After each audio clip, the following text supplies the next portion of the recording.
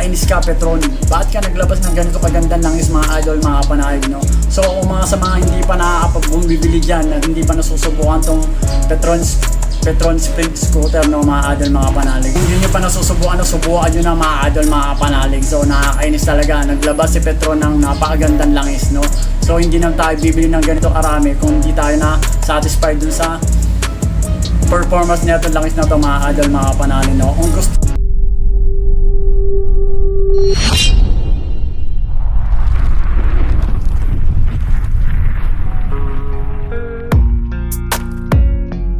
yun, another day, another vlog na naman, sir. Siyempre may nabalitaan tayo, naglabas daw ang Petron ng bagong engine oil na pang scooter, no? Siyempre yung gamit natin scooter, hindi tayo papayag na hindi natin mai-review to, mga kapanalig, no? Para mabigyan natin ng magandang impormasyon yung mga sumusubaybay sa atin, mga kapanalig. Ayan, binili natin yung Sprint Scooter 10W40 fully synthetic, no, Jaso MB yan, mga kapanalig, no. 1 liter nga pala yung binili natin kasi 900 ml ang gagamitin natin sa motor natin.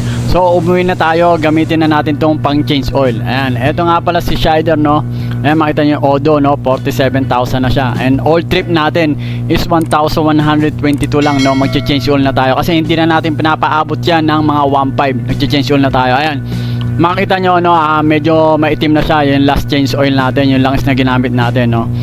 Yan yung sa last vlog natin, no. Okay pa naman yan, no. 1,100 lang yan. Ngayon, gagamitin na natin tong Petron Sprint, no, yung SC800. Yan, 10W40 siya, no, fully synthetic, Jaso MB, no. Approved na rin siya na yung API SN na siya, no. Tapos TCS, yan nga pala yung bagong features ng sa Petron, yung thermal control system, mga kapanalig. Ayan, buksan natin. Tingnan natin kung talagang silyado yan. Silyado yan, mga idol, no. Makikita nyo, no. Siyempre 1 liter to, mga kapanalig. Ang nasa manual lang natin, capacity ng engine oil natin is 900 ml lang. So babawasan natin siya ng 100 ml. Yan, no. Kasi pag nasobrahan yan, no, aapaw yan, no. Maghahanap yan kung saan lalabas yan, mga kapanalig. Lumalabas yan kadalasan sa air filter. Kaya pag maglalagay kayo, saktong 900 ml lang, mga kapanalig, no, para hindi yung naglalangis dyan sa air filter. Yun yung may bibigay ko sa inyong idea, no, mga kapanalig. Yan, meron akong yung nilagyan kong pabango. Yan, mga kapanalig, sinasali na natin kay Schneider, no. Hindi na ako makapag-antay, no. Napakaganda niya, no, napakalinaw, mga kapanalig. So tamang-tama lang yung lapot niya, mga kapanalig. Ayan, mauubos na, mga kapanalig, no. Ayan, makita nyo, no, napakalinaw talaga, napaka-smooth nung alin natin, no. Ayan, i-reset na natin pagkatapos natin i-change oil. Siyempre i-reset natin dito sa may dashboard, no, mga kapanalig, para malaman uli natin yung tinakbo na ng kilometer bago tayo mag-change oil, no. Ayan, 1,122 yung last. Ayan, 0 na yung trip natin, no. Okay, ayos na ayos, mga kapanalig. So malalaman natin uli yan kung kailangan na natin mag-change oil. Yan, pakinggan nyo yung tunog, mga idol, napaka-smooth niyan, no. Yung motor nga pala natin si Schneider is mga 5 years na. 5 years na mahigit yan, mga idol. Pasensya na kayo na hindi ko pa nahugasan si Schneider, no. Masyado kasi na-excited nung pagbili na langis, mga idol, kasi nung narinig ko, gusto ko na talaga siyang ma-review, mga kapanalig. Ayan, no. No, napakaganda ng andar niya, no. Napaka-smooth yung pag-andar niya, mga kapanalig, no. Basta alagaan nyo lang sa langis. Yan, sa yung hindi peke na langis, kailangan 2,000 years later. Kailangan sa mismong gasoline station kayo bibili para hindi kayo mapig. Ayan, nagamit na natin si Schneider, no. Tumakbo na tayo ng 1,045, mga kapanalig, no. Yung nagamit na natin yan, mga fast forward tayo.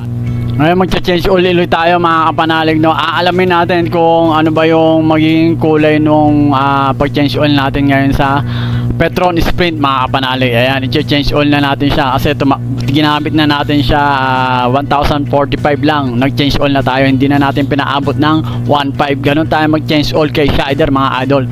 Naalagaan natin talaga si Schneider. Siyempre, dapat alagaan natin para hindi tayo gumastos ng malaki, no. Mag-change oil tayo na regularly para hindi change all ng pyesa, mga kapanalig. Masakit-sakit yung kasi 15,000 to 20,000 yung gagastusin nyo kaysa sa yung change oil lang, kulang-kulang 300 to 400 lang, mga kapanalig. Yan, napakaganda pa nun langis, no. Makita nyo, meron pa siyang hindi pa siya totally sobrang itim, no. Yung talagang putik na, no. Ayan, makita nyo, inamoy ko pa, no. Natural lang yan, medyo amoy sunog siya, mga kapanalig, no. Yan.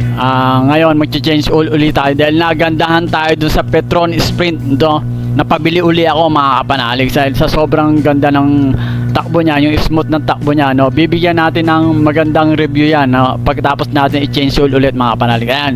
Yan, matapos na natin maisalin mga kapanalig, no. Maipapakita ko sa inyo yung pinag-change oil natin. Isinalin ko doon sa may lalagyan mga kapanalig para makita natin kung gaano kabisa yung langis na sinasabi na fully synthetic, kung gaano siya hindi nag-i-evaporate, no, nagbabawas. Yun yung gusto makita ng mga manonood natin. Yan, kung makikita nyo, no, 800 ml plus na siya, no. So dinadagdagan ko yan ng 50 ml yung mga 600 kilometer na yung takbo, dinagdagan natin yan ng 50 ml. So mga siguro nabawas niya yan mga 100 ml din mga kapanalig, kulang-kulang. Ngayon, i-reset natin yan mga kapanalig. Yan, 1045 yung kanina nag-change oil tayo, no. I-reset natin para malaman na natin ulit yung pag-change oil natin, no.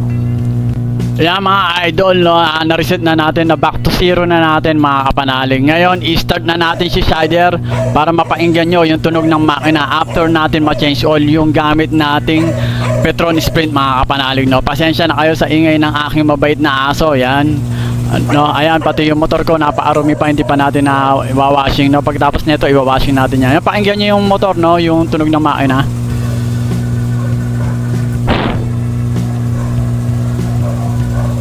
No, napaka-smooth niya mga kapanalig, no, kaya napabili ulit tayo. Ngayon bibigyan natin ng magandang review yan mga kapanalig, no. Iisa-isayin natin, no, mga kapanalig. So let's go! Ito na nga mga idol, mga kapanalig, no. Ito na, naglabas na talaga si Petron. Ito yung Petron Sprint Scooter, no. Ito yung review natin, no. Quick review tayo mga idol, mga kapanalig, no.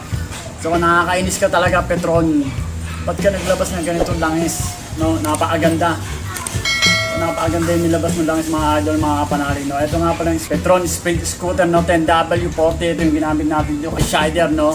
So bakit na ito napakarami ko, no, napakarami ko nagamit dito, no. Bilangin natin, 1, 2, 3, 4, 5, 6, 7, 8. So nakawalong gamit tayo kasi nung nilabas to last December, back December tayo bumili mga idol, mga kapanalig, kaya marami tayo nabili nito dahil ito na nga yung nilabas ni Petron, no, exclusive for scooter type mga idol, mga kapanalig. Yan, no, scooter type, naglabas na siya, no. Ito iba-iba pang, may iba-iba pala tong variants mga idol, mga katulad ng premium multi-grade, tapos synthetic technology, tapos ito yung gamit natin na fully synthetic mga idol, no, 10W40.